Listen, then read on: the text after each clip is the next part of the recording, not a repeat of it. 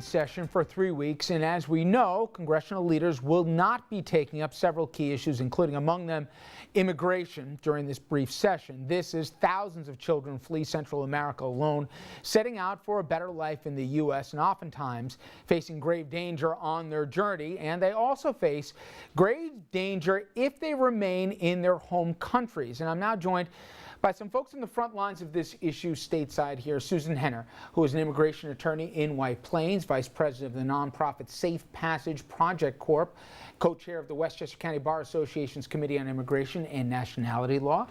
Graciela Heyman, she is the executive director of the Westchester Hispanic Coalition and vice chair of the New York Immigration Coalition.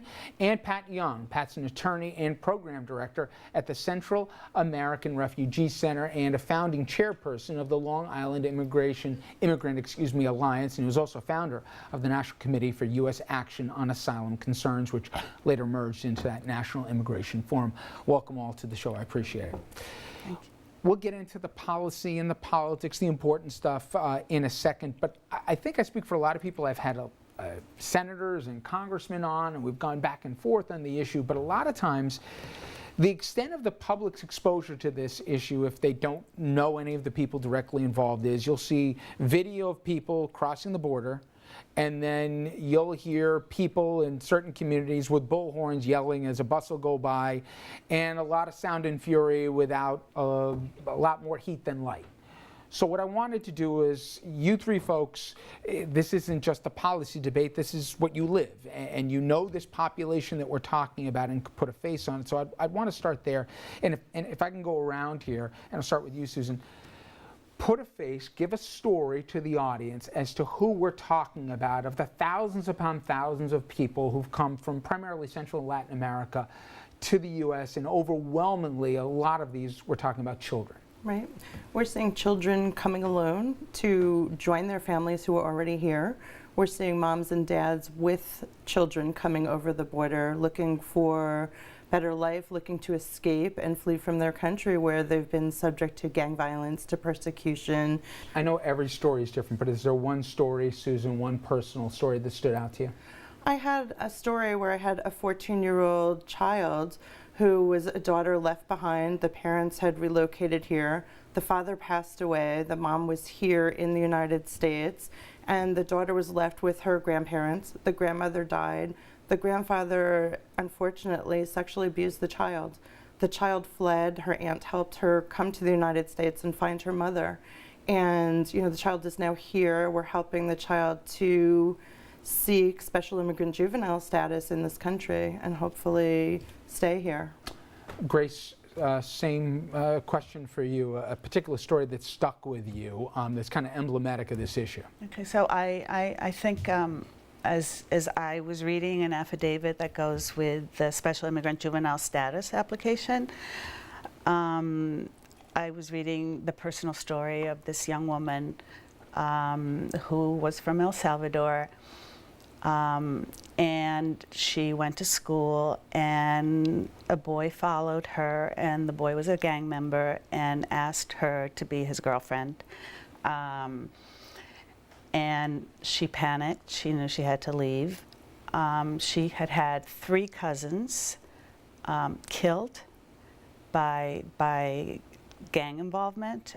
She had one cousin who was the girlfriend of a gang member and then wanted to cut it off, and she was found killed.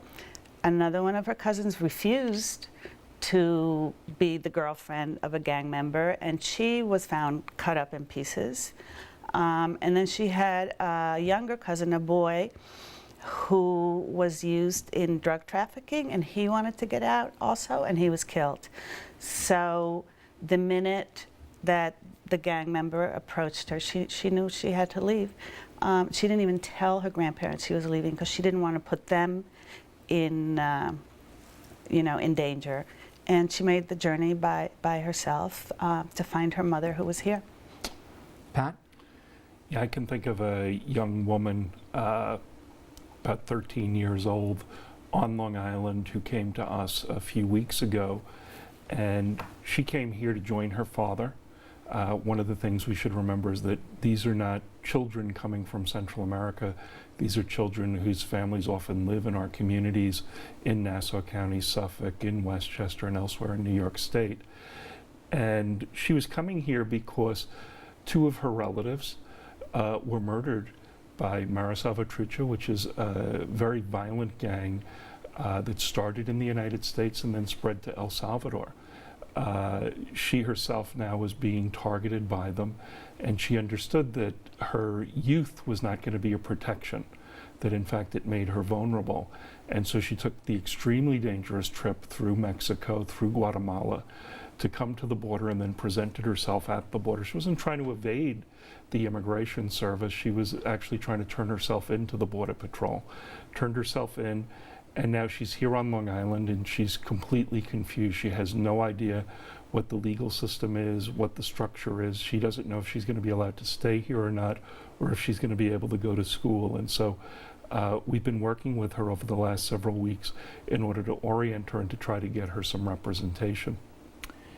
We'll talk about some of the numbers in the next segment, but when you're talking about choices between bad and worse, for those children that are returned back to their country of origins, we're hearing horror stories there, not just what they're fleeing, but what they come back to, right? Mm-hmm. Yeah, in fact, one of the stories that was reported on last month by the Los Angeles Times were 5 teenagers who were deported back to San Pedro Sula in Honduras, which is, you know, one of the centers of gang activity, and those 5 young men were all murdered, and that's just over the last 8 months. So yeah, we know that many of these children, if they're sent back, will be in grave danger. They left because of danger, but they're in even more danger when they go back. If I may add, you know, I think, you know, we have to take this out of the realm of immigration, and we have to put it into, you know, humanitarian crisis. You know, I really see so many parallels between, I see these children as refugees and that are running away from, you know, from horrible conditions. So, you know.